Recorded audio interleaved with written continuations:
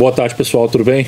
Estamos aqui iniciando mais uma devocional, na verdade um bate-papo, que a gente está começando uma nova série hoje aqui nos Cristãos Brasileiros em Calgary. Toda quinta-feira, 7 horas da noite, a gente vai estar postando um vídeo novo, e o nosso tema hoje e nas próximas semanas vai ser: vamos discutir a relação. É um tema voltado para a realidade do casamento, e a gente vai falar um pouquinho sobre os desafios que a gente enfrenta para viver a fé cristã no dia a dia do casamento. Então a gente vai estar toda quinta-feira trazendo um bate-papo aqui, mais ou menos de 30 minutos, e sempre eu vou estar aqui, eu e a minha querida digníssima Juliana Maria. Estamos aqui juntos já há 23 anos, vamos fazer esse ano de casamento, e a gente é um casal absolutamente normal, como qualquer um, e como qualquer outro casal, a gente também enfrenta as nossas dificuldades, brigas, desentendimentos.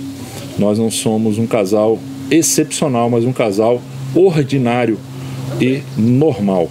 Correto, Juliana?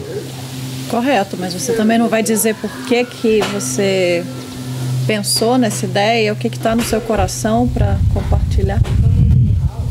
Então, a nossa motivação para a gente conversar sobre esse tema é um pouco, primeiro, da realidade que a gente tem visto aqui no Canadá, principalmente entre os imigrantes.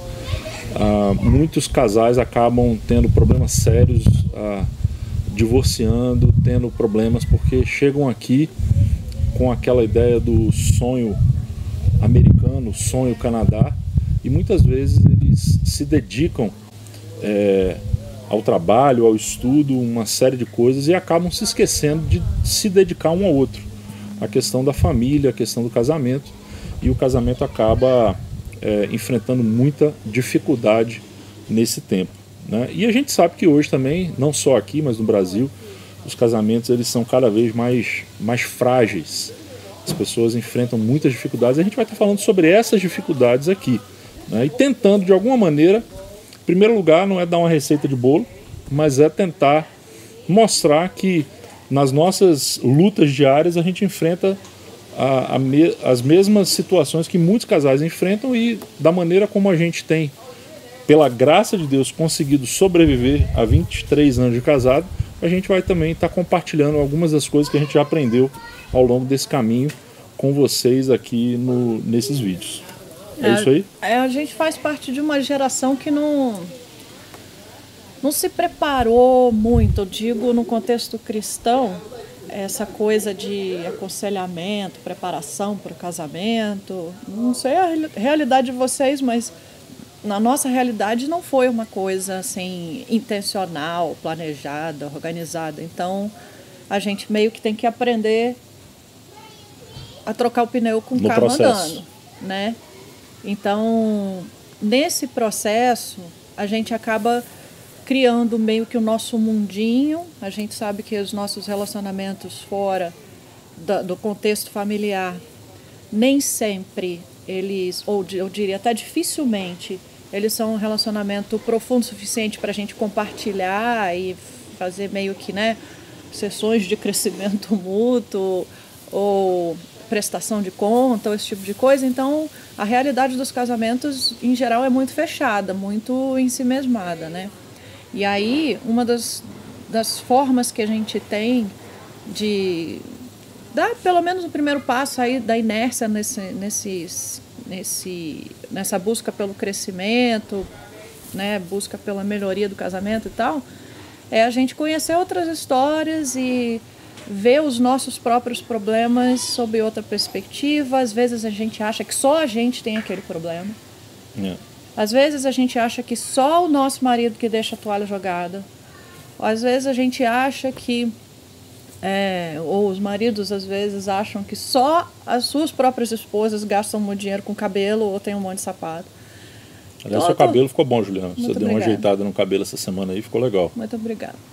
Então, assim, às vezes a gente acha que esses problemas são muito particulares nossos, e quando a gente começa a compartilhar, a gente pode ver várias coisas, né? Primeiro, é que casamento é tudo igual, só muda de endereço, em certo sentido. Claro que cada um tem seus desafios particulares e tal. E outra é que os nossos problemas muitas vezes não são tão graves quanto a gente imagina que são.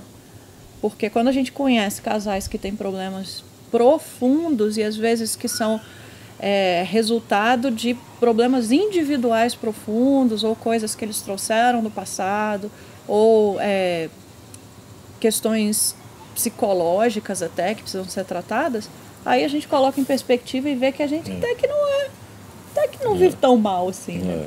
Mas o nosso objetivo sempre tem alguém pior. Sempre tem alguém pior. Mas o nosso objetivo não é simplesmente ter um casamento assim, né? Mais ou menos. Uma coisa que você falou aí que é interessante é uma coisa que a gente tem visto, né, muito.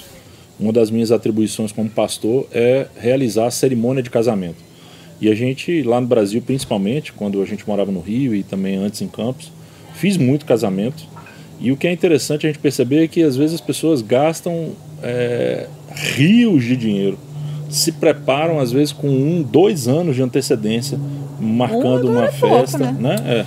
Às vezes pessoas até com mais, às vezes 2 anos de antecedência está marcando uma casa de festa que ela quer, ou enfim, a fotografia com aquele fotógrafo famoso. E as pessoas gastam realmente e se preparam às vezes por mais de 1 ano, 2 anos. Todos os mínimos detalhes. As pessoas se preparam e investem uma grana na cerimônia do casamento. Mas o paradoxo dessa história toda é que as pessoas nem sempre se preparam para o casamento. E às vezes as pessoas elas dão aquela festa de arromba, e a gente já viu isso acontecer. Pessoas que talvez tenham gastado um apartamento numa festa de casamento e às vezes não durou 1 ano. Eu sei de casos que com 1 ano, depois de uma festa de arromba, o casamento se desfez. Então, além de tudo, é um prejuízo financeiro, né? Mas enfim, a gente vai estar conversando aqui um pouquinho sobre isso, né? Exatamente sobre... hoje eu queria abordar um pouquinho aqui, Juliano, para a gente conversar um pouco sobre 2 mitos que, justamente por essa falta de preparo, pela falta da gente alinhar, o casal alinhar as expectativas corretas em relação ao casamento, muitas vezes a gente não se prepara adequadamente para enfrentar algumas situações que os anos vão trazendo para a gente. E eu gostaria de colocar esses 2 mitos aqui, você também conversar um pouquinho com o pessoal. É o mito do casamento felizes para sempre, né? Que mito é esse? É um mito que a gente acredita, ou que a gente muitas vezes é levado a acreditar, quando a gente casa, de que as coisas nunca vão mudar. De que aquele relacionamento que a gente tinha lá no namoro, no noivado, aquela paixão louca, aquela vontade, né, de se agarrar o tempo todo, aquela paixão mesmo, aquilo ali nunca vai mudar, que a gente vai continuar sempre igual, que a gente vai enfrentar tudo. Que a gente conhece o outro o suficiente. Que a gente já sabe tudo, né? Sabe tudo sobre o outro. Às vezes a gente não sabe nem de nós mesmos. E é um mito porque, na realidade, as coisas mudam. Quer a gente queira, quer não, a gente muda fisicamente. Será quantos quilos a mais nós já estamos aí desde esses 23 anos? Bom, é melhor nem falar. Você tem a mais, eu vou. Pois é. A gente muda. Cada ano a gente muda fisicamente, o nosso peso muda, a nossa estrutura física, a nossa saúde muda, nossa libido muda. Uma série de coisas mudam, né, fisicamente em nós ao longo dos anos. A gente não é mais o mesmo, né? O relacionamento muda, quando os filhos chegam, muda tudo. E a gente muda de cidade, a gente muda, né? As coisas que a gente vai passando mudam a gente individualmente, e aí a gente, como casal, tem que se ajustar também, né? Eu lembro de tantas coisas que a gente passou, a gente sabe que essa questão física às vezes é negligenciada, principalmente nas nossas conversas, né? Porque talvez seja o aspecto do casamento mais difícil de compartilhar. Mas a gente esquece de se preparar para situações como gravidez, que são super complexas, em que o homem não sabe lidar com a mulher muitas vezes, e a mulher também não sabe nem como lidar com ela mesma e com os outros. a gente não conta com problemas de saúde. Eu lembro de, né, você talvez tenha tido seus problemas mais graves de saúde antes de casar, mas eu certamente depois de casar. E riscos que a gente corre e mudanças. A gente já se mudou quantas vezes? Muitas. Né? Eu tinha calculado mais ou menos uma vez a cada 3 anos. Então, 23 anos de casado. A de casa? Foi mais de 8 vezes, né? Bem mais. Mas a mudança de país certamente foi a mudança mais drástica. E que não é só uma mudança de circunstância, é uma mudança interna também. Depois que eu cheguei aqui, eu já cheguei a fazer terapia. Nossa estrutura familiar foi profundamente abalada, o nosso dia a dia, a forma como a gente se relacionava, como a gente cuidava da casa, uma série de coisas. Então, se tudo isso muda, os fatores externos mudam, e a gente muda com o tempo porque a gente amadurece, às vezes a gente piora também, né? A gente não é perfeito. Sim. Não, na maioria das vezes a gente piora. Ai, você está sendo mais pessimista do que eu nessa hora. Eu quero crer que a gente melhora mais do que piora, porque não, eu digo com a maturidade, não né? Nós individualmente, mas eu estou pensando na questão da relação, né? Sim. A relação se desgasta. Mas por como quê? um móvel usado, ele vai se desgastando e a gente acredita que não vai mudar. É como uma pessoa que compra um carro e acha que o carro não vai desgastar, que ele vai viver para sempre ali, sem cuidados e vai ficar na boa. Sim, mas o que eu quero dizer é que os fatores externos mudam, a gente muda, mas a gente não para ajustar. Sim. E é esse o resultado, né? A gente não faz manutenção. E aí a gente está aqui nesse... Não sei nem se eu posso chamar isso aqui de jardim, né? Porque isso aqui é um nome bem presunçoso para o jardim. Se vocês tivessem noção de como era esse jardim antes da gente vir morar aqui, porque o dono da casa era absolutamente cuidadoso com todos os detalhes. E hoje você está vendo aqui, né? Mato crescendo. Isso pra gente é uma das melhores ilustrações sobre o que é o casamento, né? A gente pode parar um dia inteiro aqui no sol, gastar uma energia insana, dinheiro com flores, e corta a grama, e tira o mato, e tira as pragas para todo lado. E aí deixa... Eu nunca consegui deixar ele bonitinho como o dono deixou, mas razoável. Na semana seguinte está tudo ruim de novo.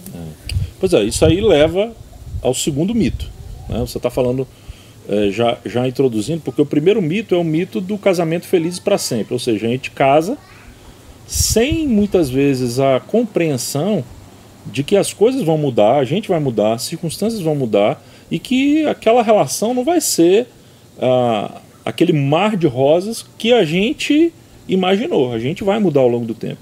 E aí o que é irônico é que quando as coisas mudam, a gente acredita que as coisas vão se acertar automaticamente, né? A gente acredita que basta deixar quieto, que as coisas vão se acertar, que as coisas vão se encaminhar, ou seja, que o tempo resolve tudo, que basta deixar as coisas, fase que vai passar, né? A gente acredita, é o mito, o segundo mito do casamento autolimpante, né? A gente acha que o forno vai se limpar sozinho, o casamento não vai ter problema, a gente, se deixar quieto, ele se resolve, né? E é o que você está falando aí. Existe até uma lei aí que você deu aula, você dava aula de química, né? Biologia?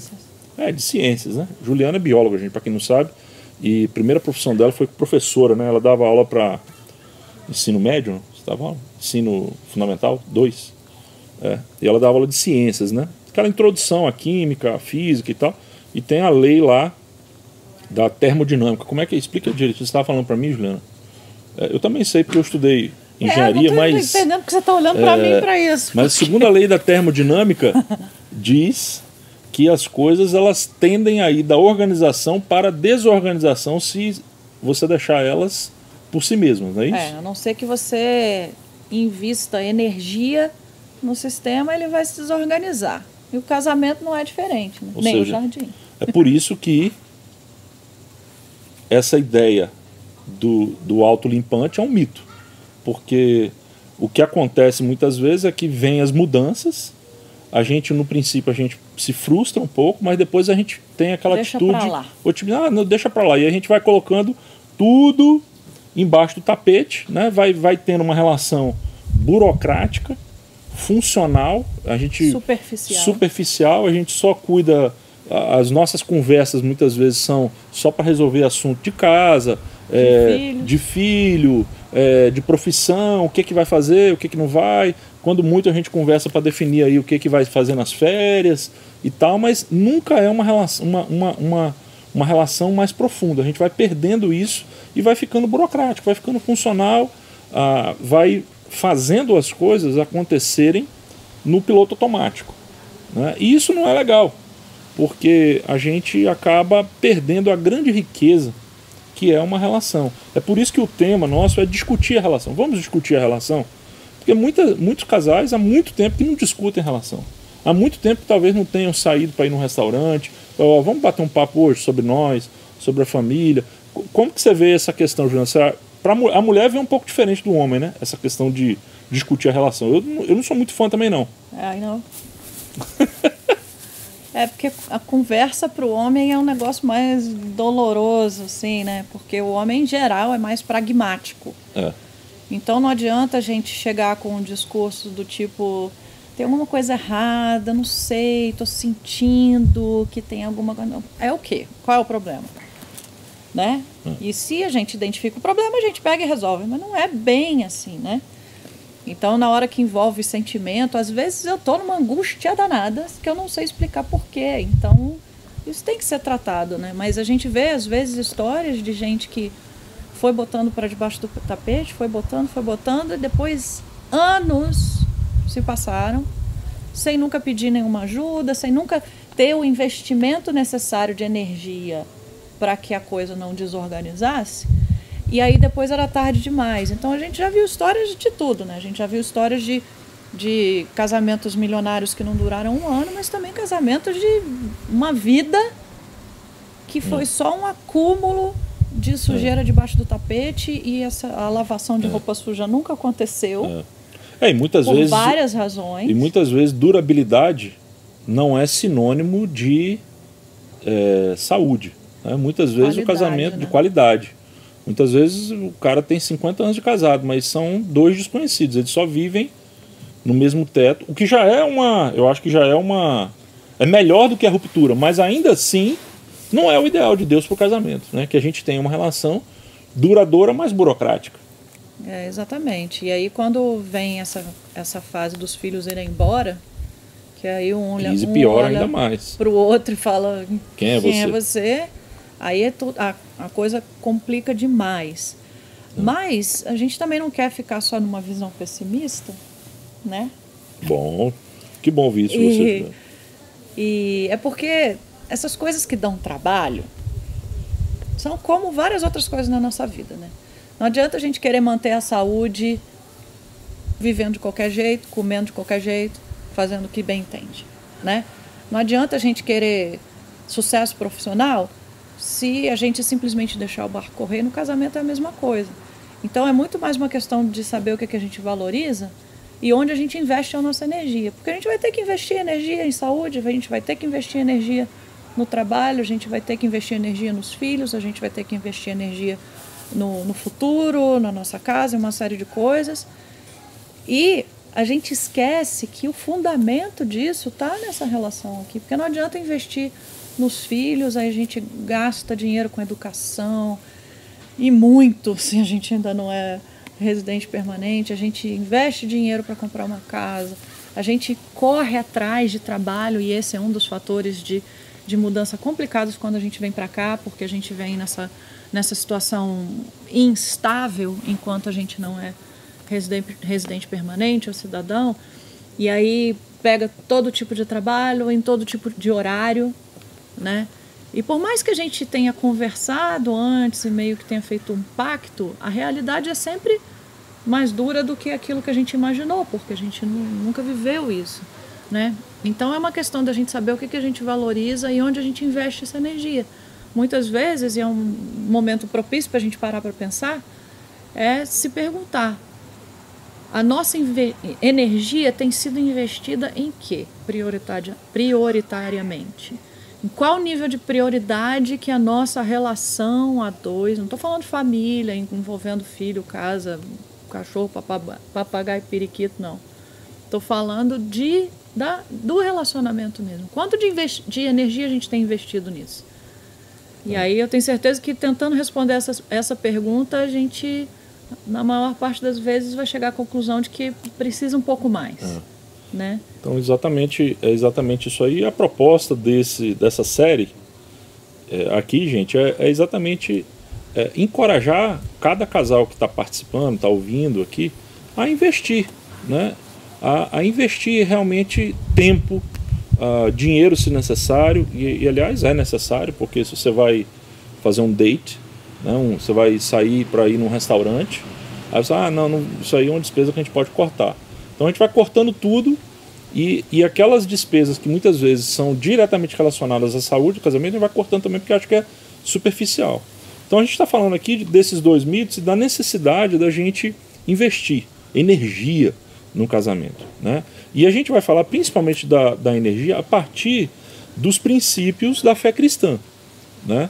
Porque o grande desafio é a gente espelhar o evangelho na nossa relação. A Bíblia fala que o casamento, ele é uma ilustração do evangelho. Da mesma forma que Cristo amou a igreja é a noiva de Cristo, então o casamento existe como uma forma da gente expressar o que é o evangelho.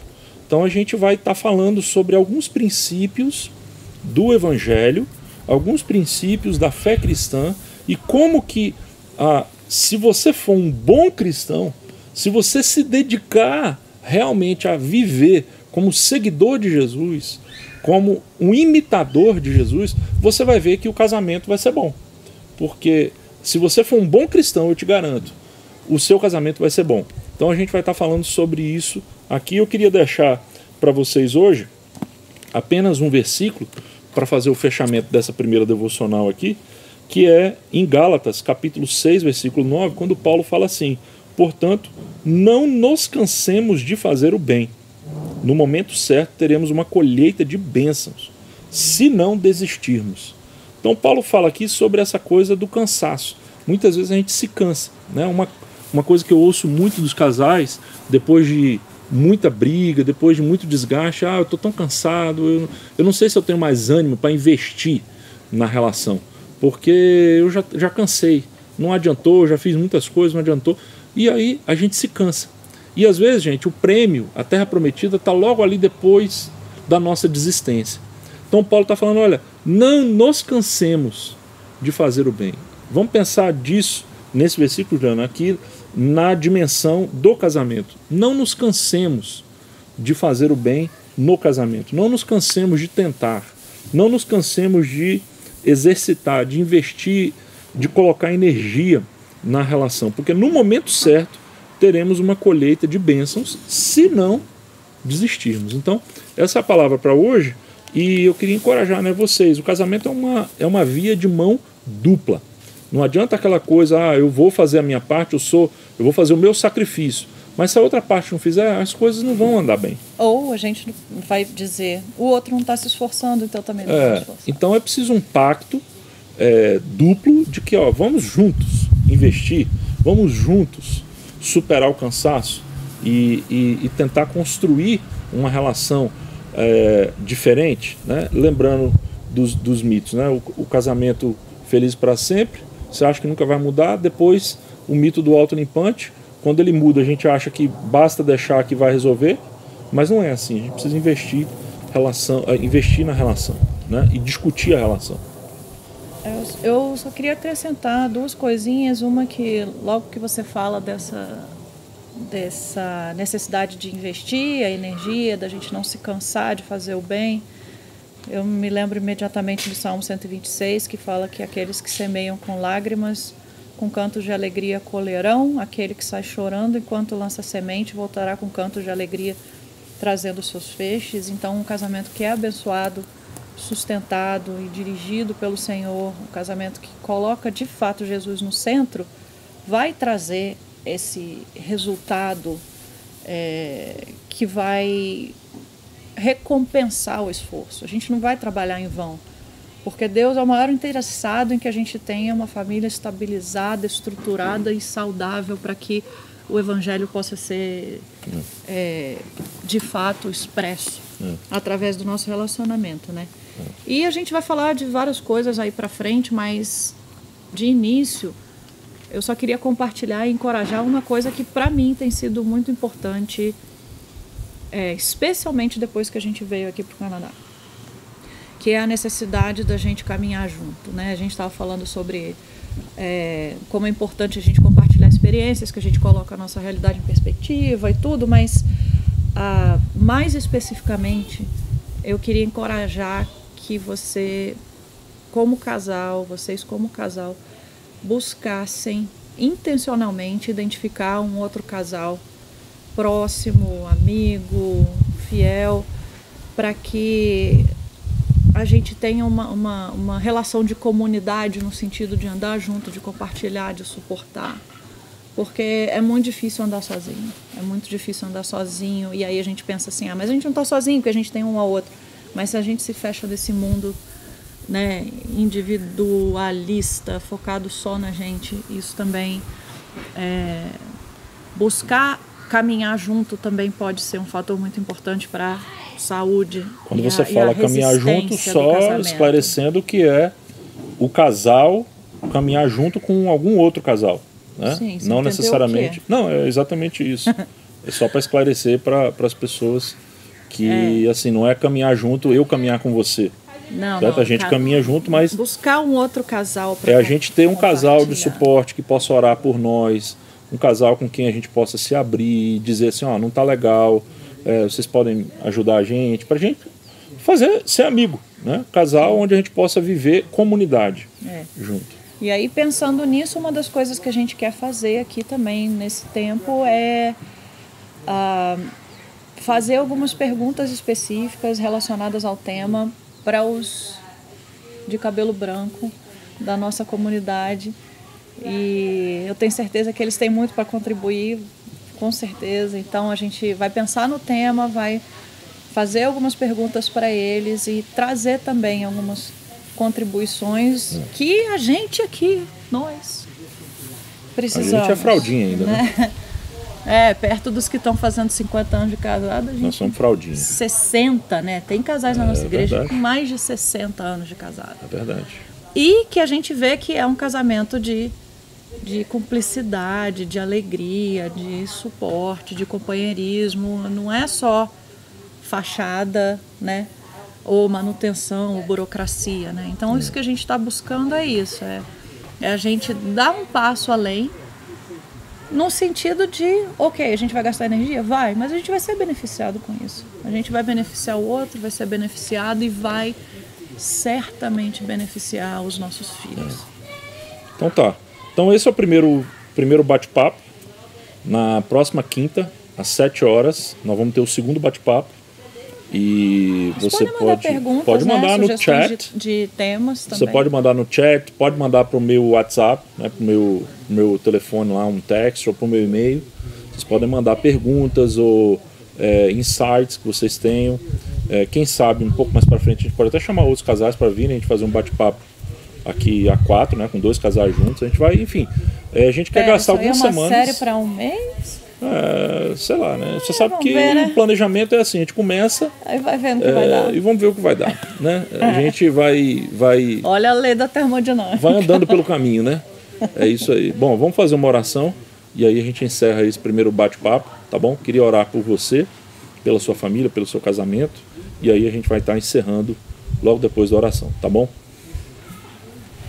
Senhor nosso Deus, nosso Pai querido e Pai de amor, muito obrigado porque a gente pode hoje juntos começar essa caminhada falando sobre os desafios da relação conjugal. Nós sabemos que não é fácil, muitas vezes os anos trazem surpresas e as relações se desgastam e muitas vezes a gente acaba cansando, Pai, da relação e a relação se torna uma relação difícil, cheia de problemas, e muitas vezes acaba até num divórcio, numa separação. E nós queremos, Pai, pedir que o Senhor nos abençoe ao longo dessa caminhada, abençoe cada casal que está ouvindo, assistindo aqui o nosso bate-papo hoje, e que ao final, Pai, desses encontros aqui, ao longo, melhor, dos encontros, a gente já possa perceber alguma diferença, nos dê força, Pai, para não nos cansarmos de fazer o bem, de não nos cansarmos de investir na relação, Senhor. Nos ajuda. Nós precisamos do Senhor. Por favor, Senhor, abençoa as nossas famílias, os nossos filhos, os nossos cônjuges. Nos ajuda, Pai, a espelhar o Evangelho, a relação que Jesus tem com a igreja no nosso casamento. Essa é a oração que nós te fazemos, Pai, em nome de Jesus. Amém. Valeu, pessoal. Um abraço a todos. A gente se vê quinta que vem, tá bom?